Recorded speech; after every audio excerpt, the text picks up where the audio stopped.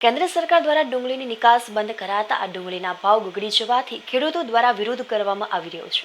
ત્યારે ભાવનગર માર્કેટિંગ યાર્ડના વેપારી એસોસિએશન દ્વારા તમામ જણસીની હરાજી અચોક્કસ મુદત સુધી બંધ કરવાનો નિર્ણય કરવામાં આવ્યો છે। ત્યારે એપીએમસી ખાતે ફરી હરાજી ક્યારે શરૂ થશે તે જોવું રહ્યું।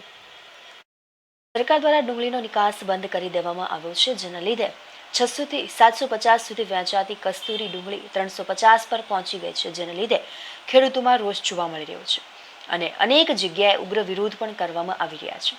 ત્યારે ભાવનગર એપીએમસીના વેપારીઓ દ્વારા ડુંગળી અને કપાસમાં બારદાનનું વજન કાપી લેવામાં આવ્યું હતું, જેના વિરોધમાં ખેડૂતો દ્વારા ગઈકાલે એપીએમસીનો ગેટ બંધ કરી હરાજી બંધ કરાવી હતી। ત્યારબાદ માર્કેટિંગ યાર્ડના સત્તાધીશો દ્વારા વેપારી અને ખેડૂતો વચ્ચે સમાધાન કરવામાં આવ્યું હતું અને ત્યારબાદ બીજા દિવસથી વેપારીઓ દ્વારા બારદાનના વજન કપાતને લઈને અચોક્કસ મુદત સુધી હરાજી બંધ રાખવાનો નિર્ણય લીધો હતો। જ્યારે આજે આ નિર્ણયને લઈને એક દિવસ ધમધમતું માર્કેટિંગ યાર્ડ ખાલીખમ દેખાઈ રહ્યું છે।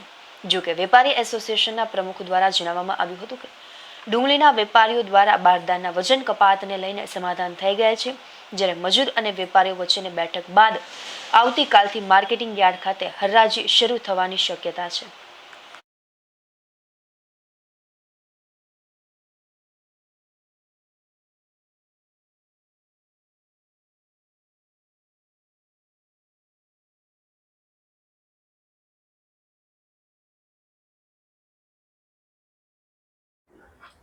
આપનું નામ?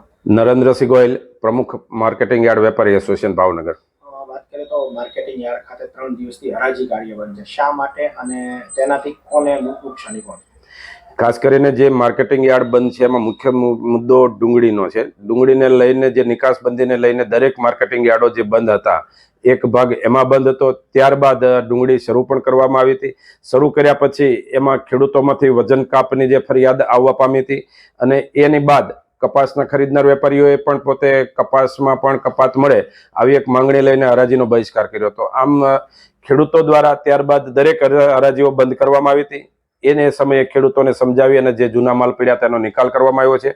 ત્યારબાદ એપીએમસીની ઓફિસ દ્વારા આ પ્રશ્નોનો સોલ્યુશન ન આવે ત્યાં સુધી દરેક આવકો અનિશ્ચિત મુદત સુધી માર્કેટિંગ યાર્ડમાં બંધ કરવામાં આવી છે।